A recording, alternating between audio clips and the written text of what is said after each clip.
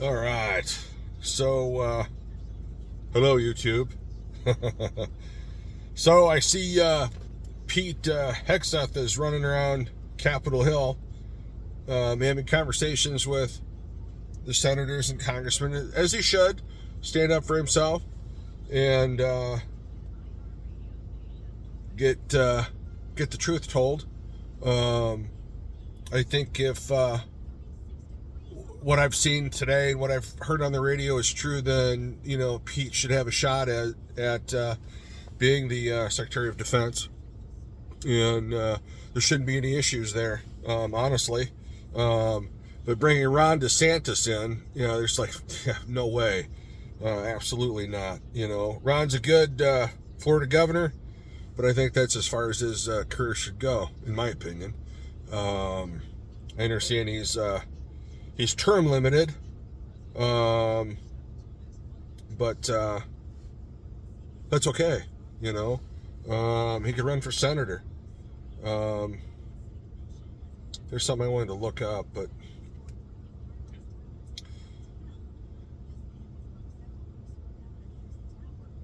I can't find it now.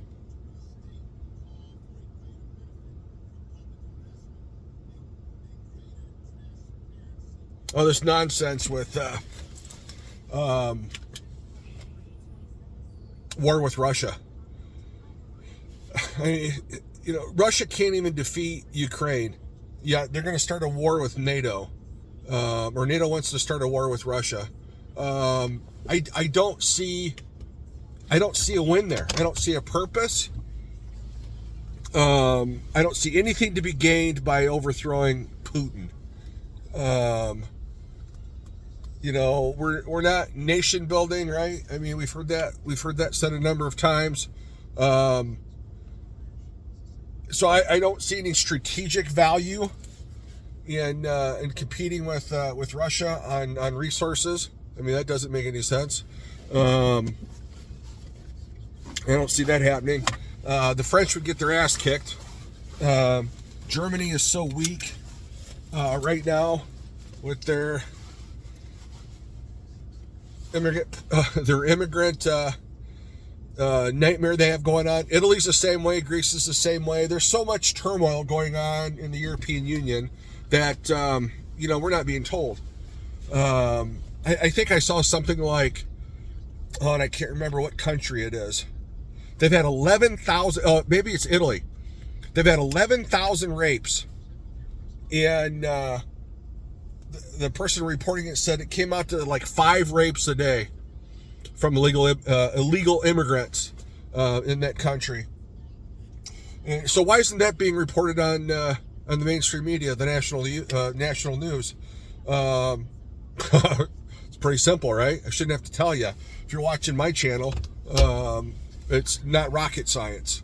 And when you can disrupt a country's I don't want to say moral compass. When you can disrupt a country's well-being, I don't know how to put it in any other way, through the importation of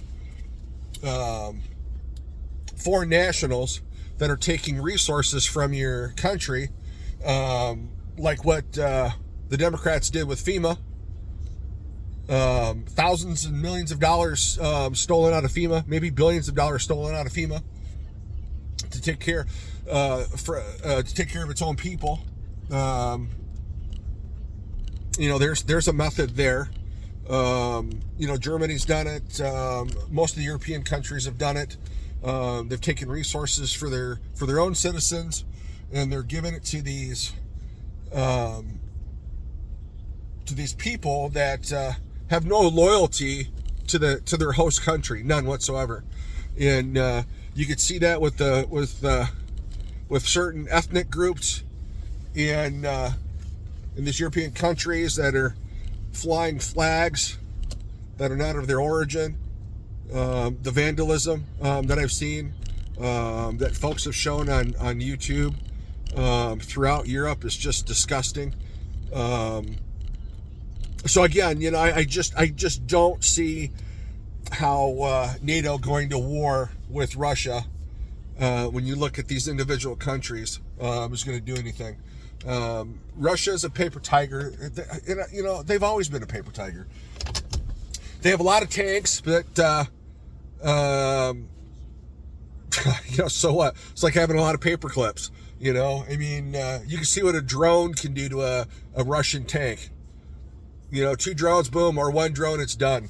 You know, and so now you have the conflict going on in Syria. Kind of knew that was going to happen because of Russia being pretty weak and getting their butts handed to them. And I'm sure our government has something to do with that. You know, Biden does not want Trump to succeed. The Democratic Party does not want Trump to succeed. China doesn't want Trump to succeed. And so why not Biden, i.e., why not Biden, who's been traveling around sowing seeds of hatred or whatever you want to call it against Donald Trump. So Donald Trump said he would fix these things, you know, before he took office, and Biden and Democrats are trying to make sure that that doesn't happen. So let's start a war. Let's start a war, you know, and we could muddy the waters for the next 4 years to ensure that Trump is not successful. That's how far I think these people will go to destroy America. I think they'll go that far. When you look at what they've done so far to go after one man, to destroy one man, and the millions of dollars they've spent, you know, do you honestly think they wouldn't start a war? Yeah, of course they will. You know, it's just a question now is what's it going to take to really piss off Putin? You know, I don't think he's dumb enough to push the big red button and launch a nuke. Because that'll just that'll just that will ensure the fact that he'll be wiped out. He will no longer be president. We have subs everywhere, so do they. You know, that's just assured global destruction. Nobody wants that, including the bad guys, because what are you going to rule over? You gonna spend the next 1,000 years living underground? I don't think so. I don't think so, because you know you won't. You're not going to make it. It's not going to happen. You know, the other narrative is, you know, it's like the rapture could be coming any day. You know, we could be looking at the Lord coming. And all these wars, and you look at what's going on in Syria. I mean, you know, honestly, anything's possible. You know, I didn't think that Trump was going to make it, you know, at a small percentage, simply because of how vile and evil things were going. But man, when you started seeing the huge turnout and the numbers people were showing up to vote, oh my gosh, there was like, there's no way he's not going to win, right? So, you know, so he won, and we have a slim majority, I think, in both the House and the Senate. I think is what I saw the other day. I really didn't look into it today. Just more concerned about, you know, Pete Hegseth and Kish Patel being the FBI director, and Pete, I think I already said that, Pete Hegseth. I'm not worried about Russia. They're a paper tiger. China's a paper tiger. They got a lot of shit, but they're not proven. Their military is not proven. Their armament, their technology is not battle proven. And we've seen what Hitler's, or excuse me, not Hitler. Might as well call him Hitler, but we've seen what Putin's combat readiness is. You know, I mean, I don't even think they even have a functioning aircraft carrier. One. I think they have one. And you got to have a tugboat. I think they need a tugboat to follow them around everywhere. So, that, you know, and we have how many? So, again, China doesn't even have an aircraft carrier. I don't believe. If they do, they may have one. I think I remember seeing something about one. There's a possible second. Again, you know, that's old technology for us, but it's new for them. You know, can they pull it off? I don't think so. Most of their technology is stolen. It's bastardized. and I don't think it's going to function as well as they think it is. So it's imperative to us to get our military back up to square one, and I think Pete could probably do that. I know that Trump will, and get rid of the DEI and all these woke and other individuals that aren't combat ready. They don't have the alpha mentality to be combat ready. It takes a certain person to throw on that uniform and to go to war. It's not an everyday kind of dude. It's just not. And it's not a dude that's not sure if he's male or female. I mean, to have that kind of uncertainty is not somebody you're going to see in a combat role and be successful. Just not going to happen. Their mind is elsewhere. And, you look at some of our best war fighters, man. I mean, they're some of the most simplistic people you'd ever meet in your life. And they were some of the most deadliest men on the battlefield. And these weren't big men. Prime example is Audie Murphy. If you can remember Audie Murphy, I don't remember him personally, but if you were ever taught Audie Murphy in history, he's a pretty bad dude. And so anyway, back to my original topic here with Putin, and I tend to wander off. I just don't see him doing anything, and where I saw that was on a YouTube channel called Redacted, and with Clayton Morris and his wife. They have a nice channel, but I think they're just kind of stoking the fire. Oh, get ready for this, oh, get ready for that, and I don't see any of that happening. It's a nice channel, certainly far better than mine, and they have a lot more people out in the field, in touch with some folks that might know something, but I also see a lot of people that just like to saber rattle and get people worked up and fired up for nothing. And but to me, at the end of the day, I just don't see it happening. Russia's got some pretty deadly stuff, but so do we. What surprised me last night was that martial law being declared in South Korea. And you know what? I just didn't have time today to do any research on that to see how that mustered up. We have troops there. Then we have 32 or 38,000 troops. I'm not sure what's going on there and how that all festered, how that mess started. I saw a little bit of it on YouTube being reported by different folks, within country. So I don't know. I'll check that out, I guess, when I get home. But again, repeat myself. I don't think Russia's going to do anything stupid. If anybody does anything and pushes the button, it'll be those dumbasses in Nato.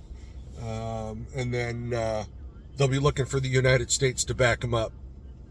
And, like we did in World War I and World War II. And so if they start that shit with Russia, then, let them deal with it. I don't think the United States should get involved at all. There's nothing for us in Europe. There isn't. There never has been. We wanted to stop the spread of communism. I think we've done that pretty much. Certainly took the Nazis out, within 5 years, and got rid of the imperialist Japanese warmongers there. I mean, that was some crazy stuff too, wasn't it? So I don't know, man. I'm just not going to let all this negativity that we see, on YouTube and mainstream media, deflect from the fact that Donald Trump's president. And I do believe with all my heart, that once he's sworn in and his cabinet members are securely put in place, I think we'll see some real positive changes. And but I got to keep I should remind everybody, but, what took place over Biden's administration and Obama's administration should not be forgotten. And, laws were broken. Those people are still running around, influencing what goes on in this country. We should still go after those people for the laws that they broke. They should be obviously entitled to due process like everybody else.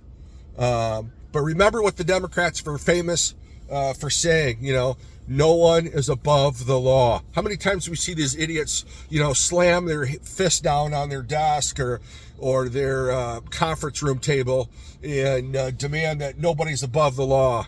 Well, nobody's above the law, period. And by God, these people should be prosecuted. Even that stupid, I'm going to use harsh language, that dumb bastard on Capitol Hill that killed Ashley Babbitt. I'm sorry, I'm never going to forget that. I was a reserve officer for 8 years and worked with some really, really good people. And watching what took place and how all that went down, I mean, there was never a threat so severe that it warranted discharging a firearm, killing somebody. That just wasn't there. You can look at the officer that beat. There's a female officer that beat an individual on the steps of the Capitol. I think she died, and I think they dragged her down into some basement on Capitol Hill. She should be charged. So there's a lot of things that need to be looked at with a different set of eyeballs, and there needs to be some prosecution. People need to pay for the crimes they've committed.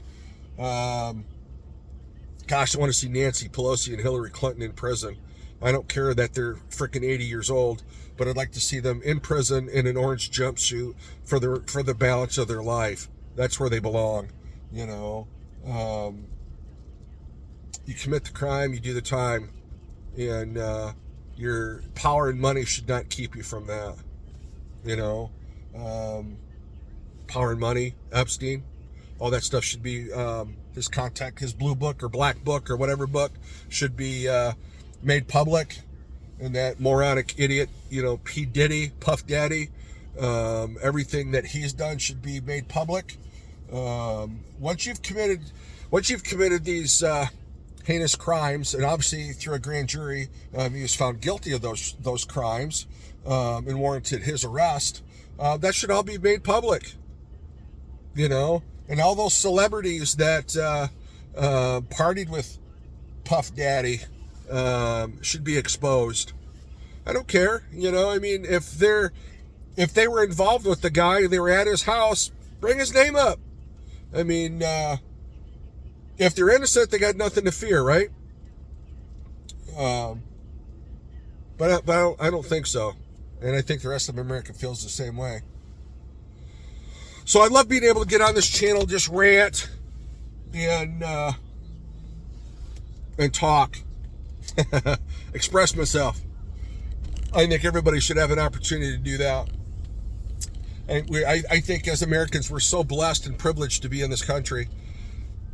And that's why I say in the morning, I'm so glad to be 6 feet above ground, not 6 feet under. And if you don't feel that way, you need to do some self-reflecting. I'm just so glad to be here. So glad to have what I have and the opportunities that I have. That white privilege. Give me a break. But anyway, so I'm heading home. And I'll upload this video when I get home. So you guys have a good night. See you tomorrow.